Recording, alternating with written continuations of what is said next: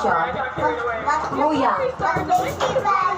Ikaw siya, tama ko ate. Kasi malaki na tayo, EJ, no? Oo nga. Ano ang tawag mo kay EJ? Kuya. Butite. Butiti. Ito si Kuya Butite. No, hindi siya butiti. Ano yun eh, fish yun. Gusto lang si EJ. Fish yan.